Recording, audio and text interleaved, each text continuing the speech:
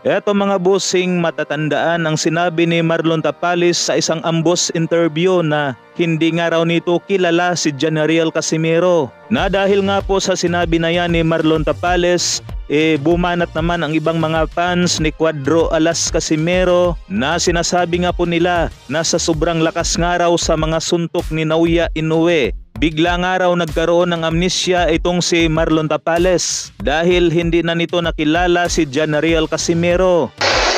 Sumisita naman sa usapan si Janariel Casimiro. Sino yun? Hindi mo kilala yun. Hindi ko kilala yun. Okay. Next question. Ngayon naman ay sumagot na si Cuadro Alas, "It's my boy na patay, huyo na ako." Sabay banat pa nga po nito na mag-Happy New Year nga raw muna tayo at abangan daw ang kanyang pasabog bukas. Samantala, muli nga pong kumalat ngayon sa social media ang sinabi noon ng dating 2 Division World Champion Jerry Peñalosa na ito nga mga bossing tungkol kay Casimiro, Tapales at Naoya Inoue. Mukhang malabo-labo pa rin talaga mangyari yon. Pero kung sakali pong mangyari na yon, ano po yung opinion nyo dun sa matchup na yun? If you ask me, I'll tell you honestly, Casimiro mas malaking chance na manalo. I give you one reason. Si Casimiro kasi talagang malakas. Oo nga raw, malakas. Mag-risky. Hindi sigurista.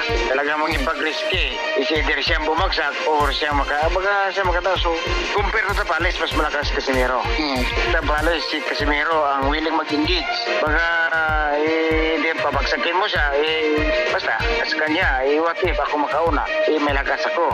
I'm not saying na matatalo si Tapales. If you saying na lakas at hindi sigurista, Casimiro yun. Mayabang So, may papatunayan may alam mo yung may pagka-insecure.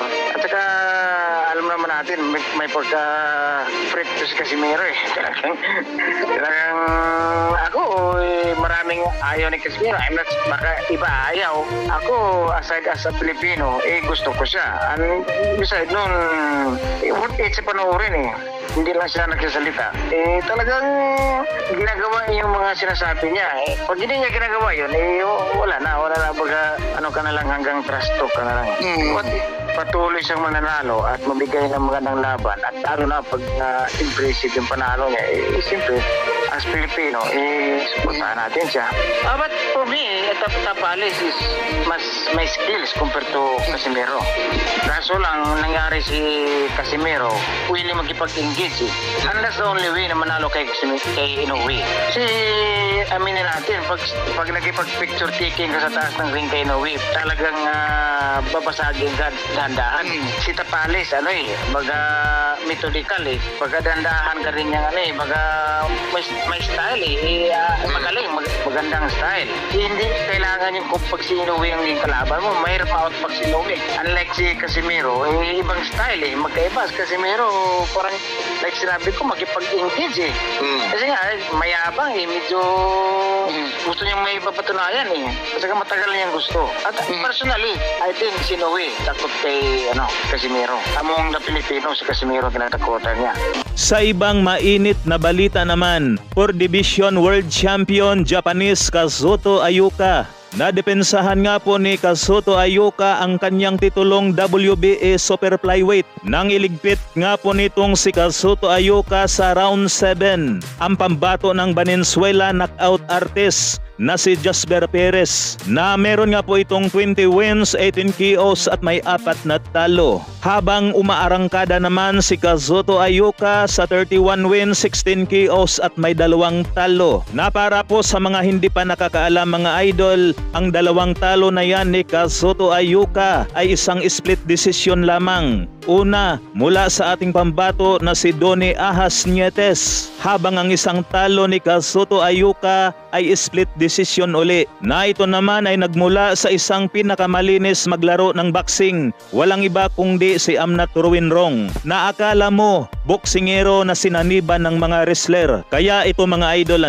kung natalo itong si Kazuto Ayuka kay Amnat Ruinrong, niligpit lang naman itong si Amnat sa naging rematch nila ni Cuadro Alas Casimiro. Para nga po sa kaalaman ng iba mga idol, na itong si Cuadro Alas Casimero lamang ang unang dumungis sa nooy malinis na kartada ni Amnat Ruinrong. Kaya malaking kahibangan yung sinasabi nila na wala raw di kalibreng nakalaban na boksingero si Casimero. Na kung atin namang balikan, si Solani Tete ay naging 2 Division World Champion na nga po ito bago nakasagupa ni Casimero. Plus, may bukod tangi nga po itong record sa buong mundo, ang 11 seconds knockout. Pero parang sinampay lang, niligpit nga lang ito ni Casimero sa loob ng 3 rounds. Paki-like and comments mga idol, hanggang dito na lang. Maraming salamat po.